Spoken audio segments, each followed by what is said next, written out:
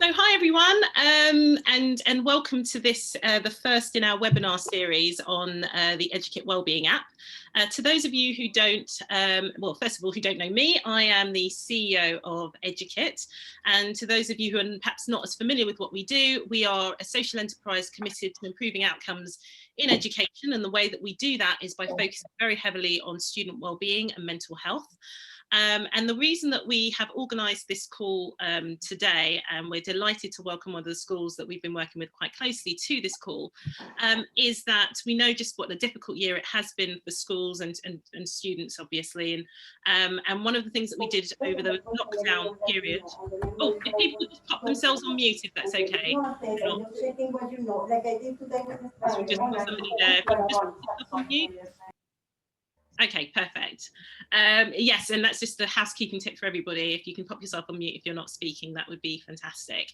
But as I was saying, so as we went into the first lockdown and schools closed, obviously the needs of schools and students evolved, and we started partnering with some of the schools we were already working with to come up with a wellbeing app that would allow them to be able to ensure that all of the needs and the evolving wellbeing needs of students were being catered for, particularly in this really, really difficult time. So what I like to do, I'm going to be, there are two parts of this call. First of all, handing over to Charlie, who is going to walk you through some of the key features that you can find within the app that really help students to be empowered to take ownership over their own mental health and well-being.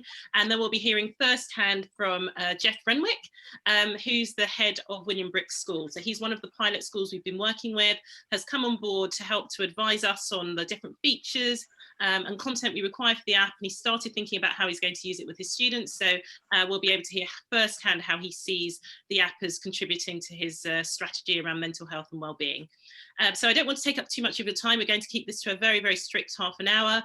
As I said, do keep yourselves on mute. If you have questions, please add those to the chat, and then we will make sure we get to your questions before we wrap up at the end of this call. So thank you, and over to Charlie to walk us through some of the features on the app.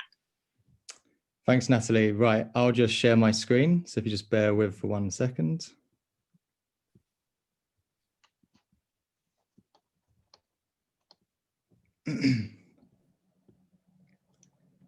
Great. You should be able to see that. Oh, it's gone to the end. There we go. Right, as Natalie just said, yes, I'm Charlie. I'm the school wellbeing consultant here at Educate, and I'll be showing you a quick demo of the key benefits of using the student wellbeing app at your school. As a quick overview, the app is designed to make it simple and easy for schools to survey their students on any topic, to help schools to understand how children are really coping, and to identify students who are vulnerable, to automatically provide students in need with pertinent and useful resources, which are available to them on their mobile phones, ensuring they always have access to the resources, whether the student is at home or in school.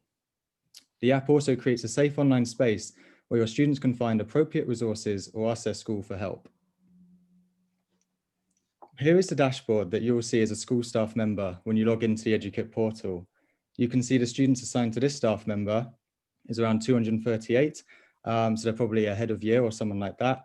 You can also see the surveys that have been sent out by this school. There's just a 3 in there, and you can see there's 11 resources uploaded to the app. Finally, you can also see the messages feature there from any messages sent in by students aligned to this school staff member. Now let's look at the surveys first. The app empowers schools to quickly and easily send surveys to their students' phones, allowing them to gather insight into how their students are feeling, and more specifically, to identify any individual students who are in need of support. You can survey your students on all manner of topics. You can set surveys for either all your students or just for selected cohorts. By sending out surveys, 87% of the schools using Educate have reported they have identified 5 or more students they hadn't previously understood were high risk or very vulnerable. Now, here you can see an example of the results you may receive when sending out surveys, and these are to help you to better understand your students and their general well-being. As you can see in this screenshot, the results from each question in the survey are displayed, providing you with detailed insight into where additional support is needed. And you can also filter the results here. So for example, you can select by gender, year group, pupil premium, and this helps you to drill down on specific groups and to spot trends in the results. You can therefore gain even deeper insight into which students or even groups of students may be struggling, and it helps you to direct where you might need to put additional help and support in place. By sending surveys regularly, say 2 or 3 times per term, you can continually monitor student well-being and assess whether the support you're offering is helping or not. It's really easy to create and send the surveys, so it's really no hassle to continually track and assess your students in this way. Within the portal, you can also see individual student responses and therefore keep track of whether individuals' mental health is improving throughout the term or year. Surveys are a really good way of giving students a voice, and because they can be answered on mobile phones, it can save you valuable time since the app collates all the results for you automatically. And when you send out surveys on mental health and well-being, the app will automatically identify students with self-reported needs based on the results that they give to your surveys, and it will then immediately provide those students with the right resources for them to help them deal with the issues they might be experiencing. So let's take a closer look at the types of resources you can present to your students on the app. You, of course, get to choose which which resources your students will receive. Although we have tried to help you out here, so we've compiled over 200 recommended resources, which are curated by a youth mental health expert. So you as a school can choose to add any of these. For instance, if you were to identify that exam stress was a particular issue, like identified amongst your students, you can then pick from our resources here. So we've got all kinds of things for beating exam stress from the BBC, or dealing with exam-related stress. So essentially, you have oversight over what resources your students will receive. We've also made it really quick and easy for you to upload your own resources to the app. These might be resources that you already use in school, or you could create content yourself. Even some you could get your students to create content, and you can upload that for other students to use. Very soon, another feature that we're going to have is students will be able to like or dislike each resource, similar to Facebook or other social media. And this will show you which resources students find the most useful, and you can then swap them out for the less popular. You can swap the less popular ones for alternatives, for example. Now, sorry, it's just got stuck there. You can also have the option to send, sorry, this slide. You can also choose whether all your students or just selected groups will receive the resources that you add. And this is really important depending on what kind of resources you're uploading. If they're more appropriate for sixth formers or year sevens, you can choose that. Or if they're just for those experiencing a certain type of issue, you can select that too. Now, moving on to messages, if a student is struggling with an issue and they need help, the app gives them the ability to communicate their needs directly to you. Any messages your students send via the app will appear in the teacher portal of the member of staff assigned to them. Many of our partner schools are choosing to assign each student to their form tutor plus the school's DSL to ensure any safeguarding concerns that arise via the messages are immediately sent to the most appropriate members of staff. It's important to note that this messaging feature is a one-way tool. So it means that students can't message each other. They can't choose who they send the messages to at the school. It's just received to the school staff member assigned to them. And what's more, the school staff member can't reply to the message. They need to deal with the concern in the most appropriate way that they see fit. So perhaps speaking with that student the next school day, or calling the parents, depending on what the issue might be. Another really useful feature on the Wellbeing app is you can use it to send announcements to your students. So an easy way to do this would be to change the welcome video, which all students receive when they first log into the mobile app. By default, the video is set to a recording of Natalie explaining how to use the app and its benefits. But we do recommend that you perhaps film your own video with maybe the head boy or girl, or from another member of staff at your school. So it's a familiar face that your students will see introducing the app to your students. And you can also change this to announce upcoming events. So as you can see with the arrows pointing, it's really quick and easy. You just stick the URL into there, and then every student will receive the video you've uploaded onto their phone the next time that they log in. Here you can see on this screen how the resources and surveys uploaded via via the teacher portal appear in the mobile app itself. The first screenshot is of the app library, and this is where students can find each resource, arranged by category to make it easy for them to find. The second screenshot in the middle is a resource once it's been selected by the user, and so that's how it would appear on the mobile device. There's lots of advantages of having the resources and surveys accessible on mobile phones. So you can see the survey in that third image there. And as we all know, young people are well accustomed to spending lots of time on their mobile phones and are more likely to engage with the student wellbeing app than if it was just a desktop-based tool. And it also means that they can always find supportive material, whether they're in school or at home, on the bus, on the way to school, wherever they are, they can always find these resources whenever they might need them. And the same is true for surveys. So you can send these out to your students and they can respond to them whenever they see fit. So for example, if you send out at the beginning of the week, they can reply to these at home in lessons. Some schools are using these in PSHE lessons, and it's just a really quick and easy way for the school to gather data on their students. Now, this last feature, quite a popular one, it's a really useful way to monitor student wellbeing on a daily basis. So the app asks each student when they first log into the app how they are feeling that day. The student then responds with whichever emoji they most associate with.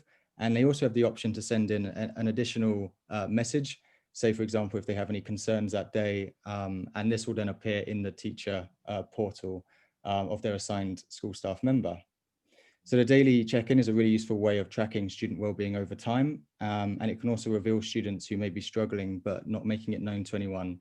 Anyone who might be too shy to bring it up in person, they might be able to show that they have a concern through this smiley face tracker. Now that brings us to the end of this quick demo, a bit of a whistle-stop tour, but I do hope you found it useful.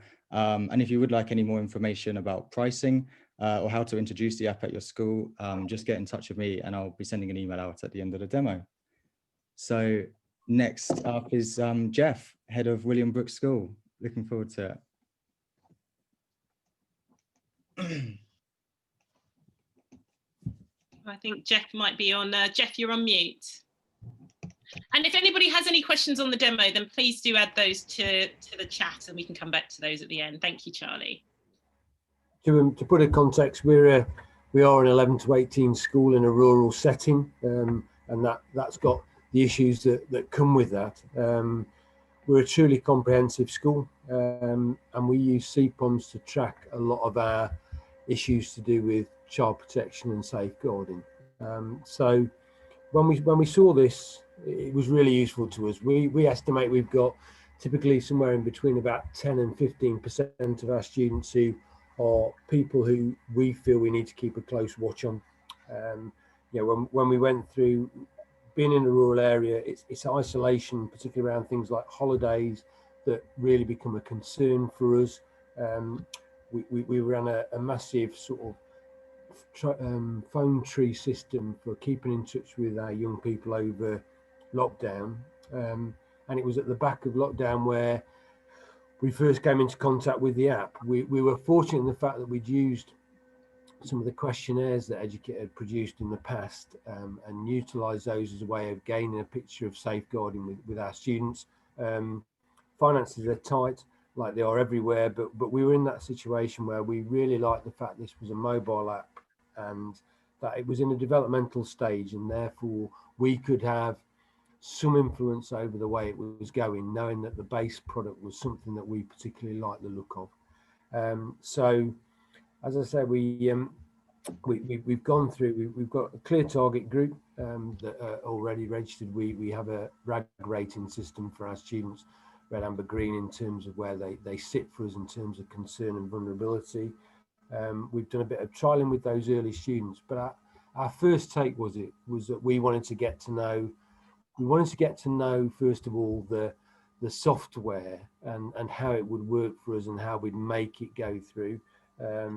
We've got a positive response from that group of students, and now in that situation where we want to grow things further for ourselves, we have all of our students loaded on the system. Inviting them to join the app is very, very straightforward.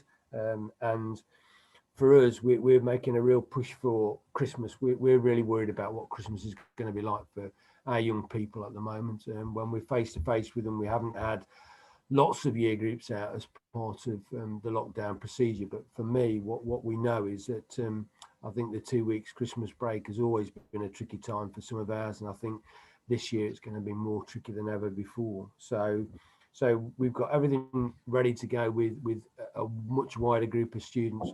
That'll probably be, as I say, about the 150 or so students that we've identified. And that will be our first stage, particularly doing the daily checker, making sure that things are okay, making sure that my safeguarding officer can keep right on top of any issues that happen, rather than knowing about them when we come back to school and seeing the sort of fallout of the problem. What we want to do is see if we can help at an earlier stage.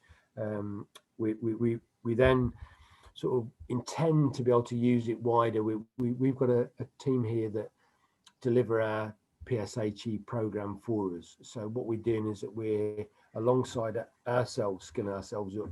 We're skilling that team of people up so that what we can do is to run the sort of questionnaires, some of the materials that we use within our PSHE program, some of the work we've done with external organisations that, you know, we've done some work with sexting, we've done some work with knife crime, we've done some work with exploitation. And what we're looking at doing is being able to use this app as a format to be able to allow those resources to be available outside of school, to engage the students in the issues around it, where sometimes in a class they won't talk about a situation. What this will do is give them a private way in to be able to talk to us about some of those issues and some of the concerns that they've got. So we're really sort of pleased to be at a point where I have to say we're not at a stage where I can tell you lots of information about how we've used it and the feedback we've got. What I do know is that we've got to a place where we're now really happy to go forward and push the button and use it a lot. As I say, I think for me, it's going to be that way of engaging them at home. And being on a mobile phone has been a sort of real sort of game changer for us. We know that lots and lots of our students have mobile phones. As we found out over lockdown, there's lots of our kids who've got devices at home but not particularly using them in the way that we'd want to, or don't have access to good quality internet. You know, that they're all examples of rural problems that you face, and we've all got our own contexts and we've all got our own problems. But the one thing I can guarantee is that, you know, in 11 to 18 school, but I'm sure primaries as well, have massive problems with regards to use of mobile phones, safety over you know, the internet, etc. And we see this as being a real landmark change for us in the way that some of our students can work. So I hope that's useful to you, Natalie. Very much so. Thank you so much, Jeff. And I'm sure that there's a lot that will resonate with some of the others on the call. One of our schools put it, we want to take the support to students on their terms. If they're on their phones, that's where we want to be as well. And I think that's really echoing some of what you've been saying. So I would definitely invite anybody who has any questions, any other questions, please do fire those over in the chat. And equally, I'm also very interested to understand if any of you would like to share any of the challenges or the concerns that you have for your students, and whether and how I can kind of just explain how the app might be able to support that as well. Charlie, are there any questions that you want to pose so far for either myself or for Jeff? One thing that's come up in the chat is how would it work for primary school students, particularly those who might not have their own phone? Yeah, okay, great question. So yes, particularly the younger students might not have their own mobile phone. So in that case, you'd be looking for their parents to work with them. And actually some of our primary schools, and we have a primary school session actually happening next week, which has just been scheduled. So you may also want to join that to hear firsthand. But some of them see it as a way of getting parents and children to work together and to talk and have that language around mental health and well-being, because often it will be the parent who's handing their child the phone so they can engage with the content that way. Yes, it's either, if the child has their own phone, then that's fine. It's the same process as secondary students. And if not, they can do this via their parents. Any other questions?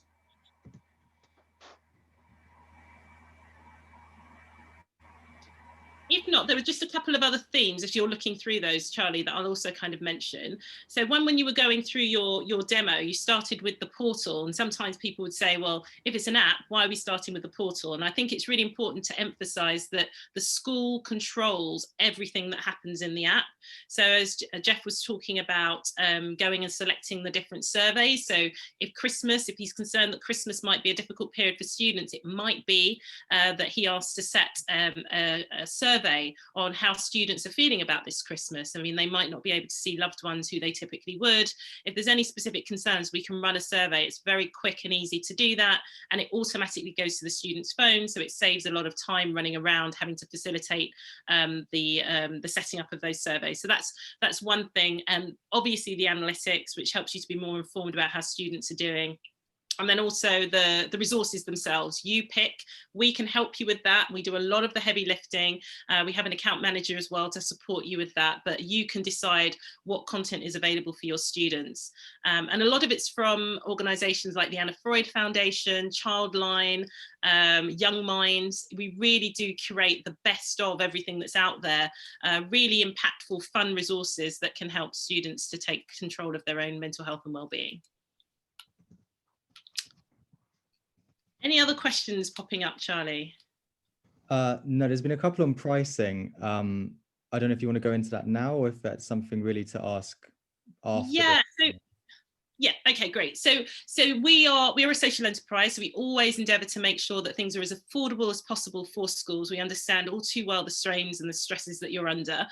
So we tailor it. It is dependent on the number of students you have within your school, and the duration of your license. So we start at 1 year, but you can have 2 or possibly 3-year licenses as well.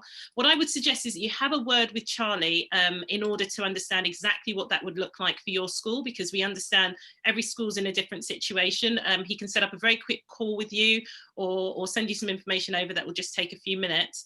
But what I have had approval from my directors to do is any school that's in a position to move forwards this side of the new year can also get a discount of 5% of whatever it is, whatever the quote is that we come up for you. So then we can make it slightly more affordable, and that would mean you'd be able to start in the new year with this new strategy around mobile phone usage for supporting mental health and well-being.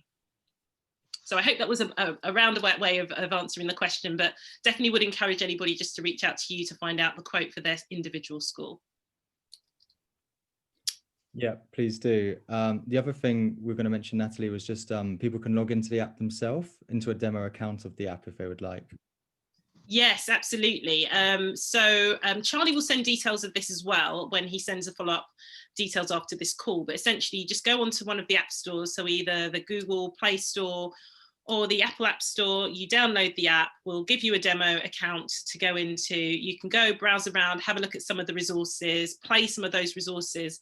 And one big advantage also is that the online space is so unsafe. We know that, right? We know that there's so much trolling and bad behavior happening online, but the app is a very secure space. There's no room for comments or anything like that. So a lot of the schools that we work with are really, really pleased that they can have a space that they can control. So you can go in, have a look and see what it looks like when you log in as a student effectively, which is what you'll be doing. Again, it gives you a better feel of how the app works. So Charlie, I think the best thing actually is just to provide those details as part of the follow-up to this email. We can do that later today. Yeah, will do. Great.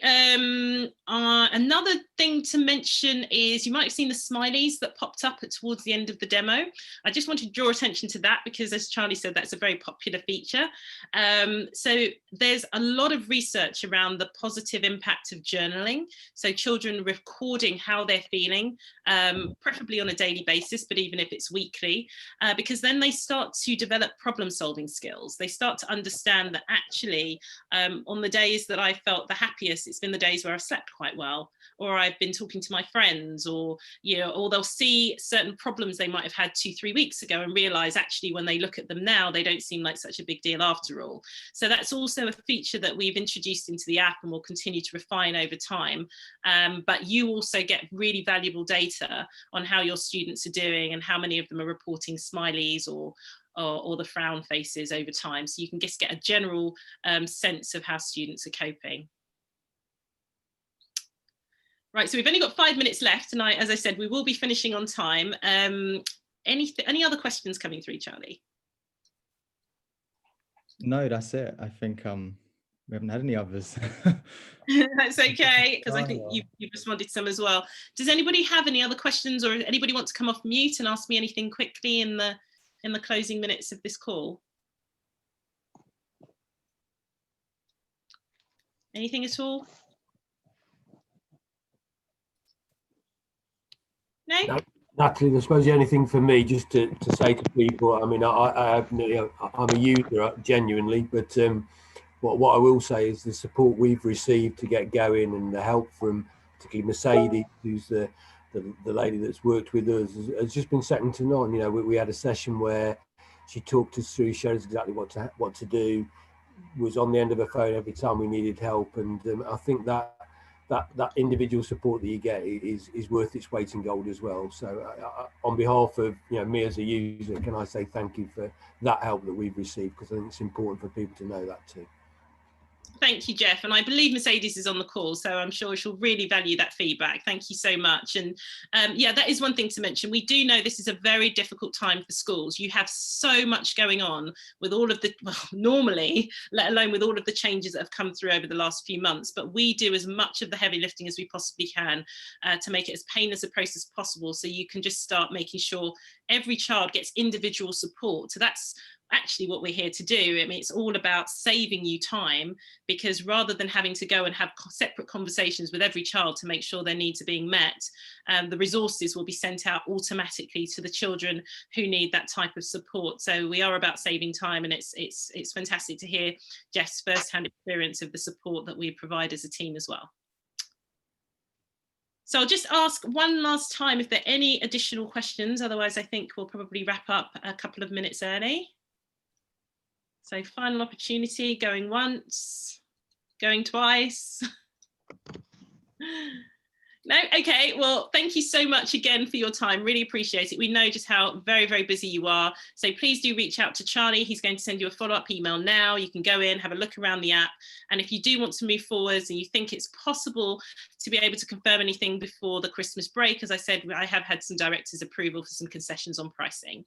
Probably the very last thing to mention is we also have a free version of the app, which is available for you, for staff at schools, because we know that it's a really difficult time for staff as well. We can't forget your well-being. You've got even more stresses and strains than normal. So we'll also provide details of that. It's exactly the same app. So some of the language is very, you'll notice a little bit of the language is very child friendly, but we do add resources that can help you with any of the self-care and well-being concerns that you might have. So we'll also include details of those as well.